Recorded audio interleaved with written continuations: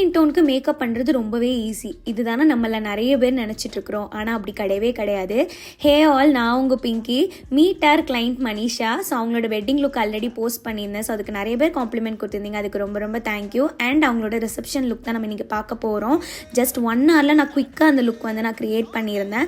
So அவங்க tone பார்த்தீங்கன்னா நல்ல fair tone. So fair tone பிரைட்ஸ்க்கு எப்போவுமே பார்த்தீங்கன்னா நீங்கள் ஒரு டோன் ஜாஸ்தி போட்டுட்டீங்க அப்படின்னா அவங்க ரொம்ப அடிச்சு விட்ட மாதிரி தெரிவாங்க. ஒரு டோன் நீங்கள் லைட்டாக போட்டிங்கனாலும் அவங்க ரொம்ப டார்க்காக தெரிவாங்க.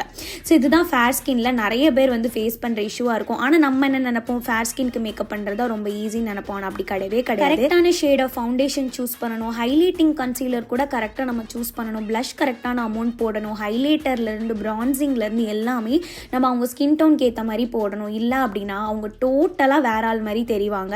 மேக்கப் ரொம்ப அடிச்சு விட்ட மாதிரி இருக்கும்.